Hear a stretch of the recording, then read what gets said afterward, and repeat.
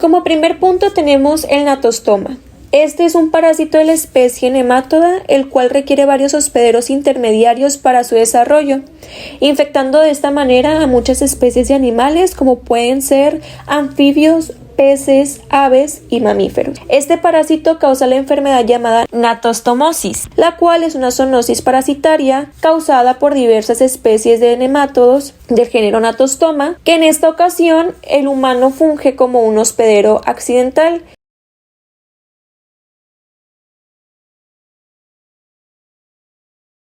Debido a esto, el parásito llega rara vez a su estadio adulto. En el caso de la fase de larva del tercer estadio avanzado, esta va a ocasionar en el humano el síndrome de larva migratoria. ¿Qué quiere decir con esto? Que la larva va a poder trasladarse, o se traslada, mejor dicho, a diferentes partes del cuerpo, y dependiendo al lugar donde se vaya del cuerpo es la enfermedad o las manifestaciones que va a ocasionar. En este caso hay manifestaciones cutáneas, oculares, viscerales y neurológicas, así como también puede haber una combinación de ellas. Siendo un poco más específico respecto a las especies de los natostoma, se puede decir que en la actualidad se han encontrado bien clasificadas solamente 2 especies de natostoma, de las cuales 6 de ellas se han encontrado en Asia y el resto se han encontrado en América. De estas especies, 6 de estas tienen importancia en este caso por generar lo que son las parasitosis humana. En el caso de las de Asia, 5 de ellas generan estas parasitosis, y estos son el Natostoma spinigerum, el Natostoma hispidium, el Natostoma nipponicum, el Natostoma doloresi y por último tenemos el Natostoma malaysia. Ya pasándonos a las que se han encontrado en América, de estas 6, solamente una genera parasitosis humana y esta es el Natostoma minucleatum. Epidemiología. En la actualidad los países con mayor prevalencia de natostomosis humana son México, Japón, Tailandia y Vietnam. Sin embargo, también se han registrado casos en Filipinas, Malasia, Bangladesh, Camboya, Laos e Indonesia, así como también en China e India. En Tailandia, el Natostoma spinigerum es la única especie identificada como causante de la enfermedad y se considera la más importante desde el punto de vista médico, ya que es responsable de la mayoría de los casos registrados. Esta parasitosis genera daños en el sistema nervioso central y es una de las principales causas de hemorragias intracraneales, siendo responsable de hasta el 6% de las hemorragias subaracnoideas en adultos y el 18% en niños en este país, lo que en ocasiones puede provocar hasta la muerte. En los últimos 10 años, el número de casos descritos en el continente americano ha ido aumentando, especialmente en México, Perú y Ecuador, donde se consume el ceviche, que este es un platillo asociado al riesgo de esta parasitosis. También se han registrado casos en África Occidental y en el norte de Australia se han encontrado felinos con natostomosis, aunque la incidencia en humanos es nula o muy esporádica. En países occidentales, los casos de turistas que regresan de zonas endémicas están en aumento, y en la mayoría de los casos, estos pacientes refieren haber consumido alimentos de riesgos asociados a esta enfermedad. Transmisión. Está relacionada por la ingesta de alimentos contaminados por la fase larvaria del parásito Natostoma spp. Siendo un poco más específicos, esta se va a transmitir más que nada por el consumo de pescado crudo. Las personas que son más afectadas por esta enfermedad son las que viven en costas, cerca de mares y ríos.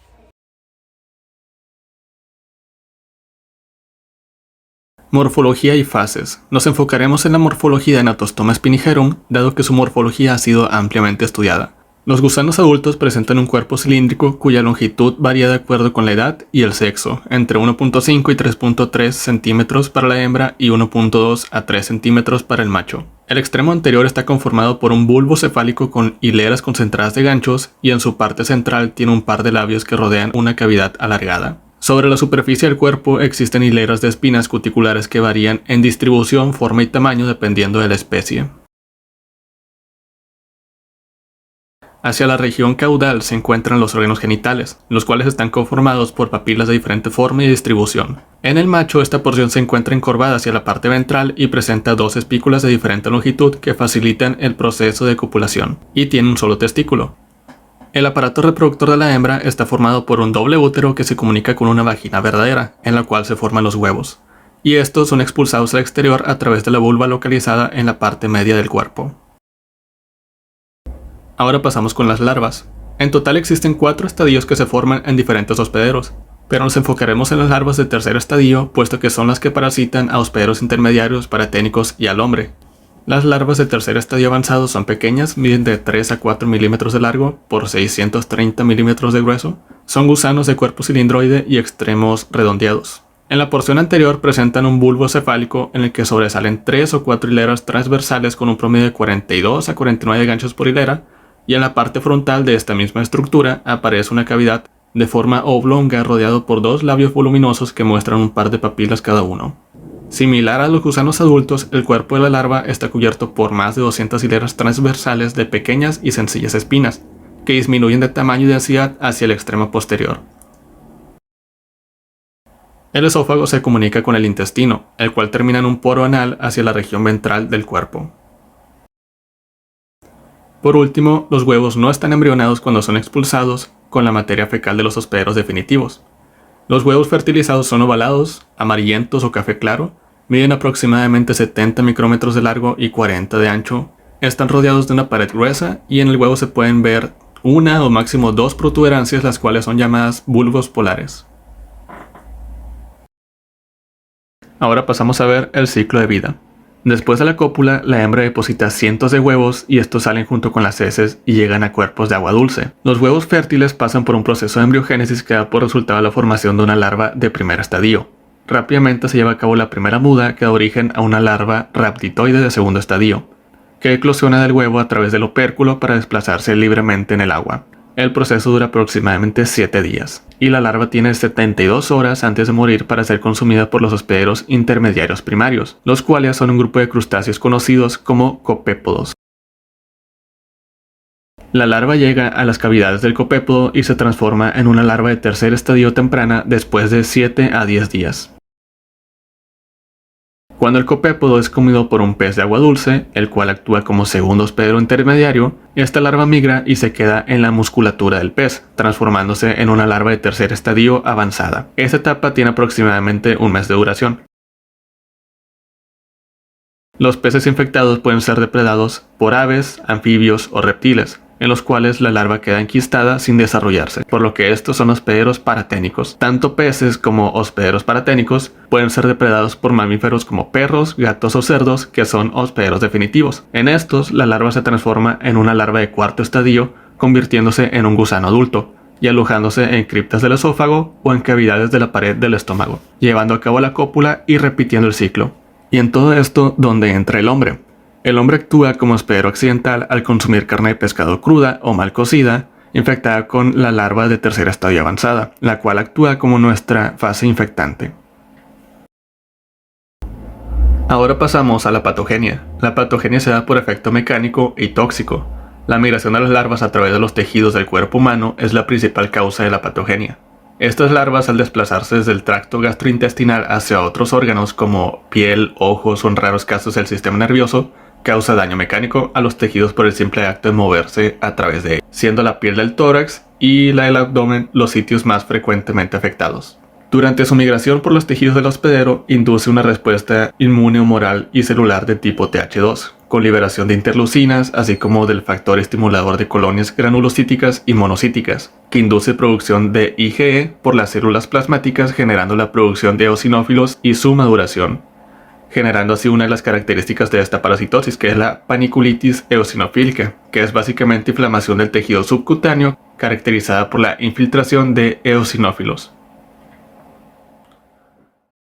La ganatostomosis presenta distintos síntomas y esto puede variar debido a las dos formas en las que esta parasitosis se encuentra, que es ganatostomosis externa o cutánea y ganatostomosis interna o visceral.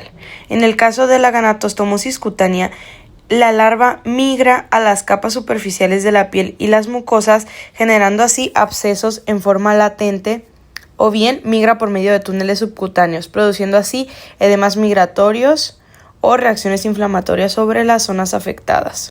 En esta parasitosis, las manifestaciones cutáneas suelen ser las más frecuentes y estas se clasifican en inflamatoria o profunda, la cual está caracterizada por la aparición de edemas migratorios y aumento de la temperatura local. Estos suelen durar de 4 a 6 días y comúnmente suelen reaparecer en un área que se considera cercana. En la superficial se observan surcos, los cuales son más anchos en el extremo donde la larva avanza. Esto quiere decir que la reacción inflamatoria es más intensa. En la pseudofurunculosa, se puede manifestar después de la administración de antiparasitarios como lo son la ivermectina. En esta se manifiestan pápulas rojas y en ocasiones pueden tener un centro por el cual la larva puede llegar a salir de manera espontánea.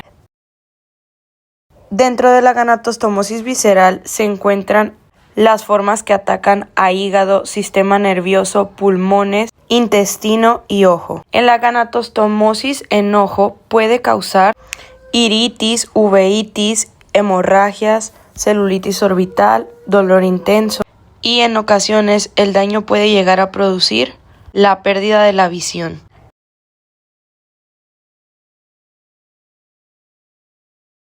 En pulmones, el paciente puede llegar a presentar tos, disnea, hemoptisis y neumotórax. En hígado e intestino, los pacientes presentan dolor epigástrico, náuseas, vómito, diarrea e inflamación intestinal. Y con menor frecuencia están las afecciones nerviosas. Se ha reportado que las larvas pueden migrar a tejido nervioso, provocando cefalea intensa, pérdida de funciones motoras y sensitivas de las extremidades, e incluso la muerte. Para el diagnóstico de la ganatostomosis, suele ser confirmado al encontrar la larva de tercer estadio avanzado en estudios parasitoscópicos.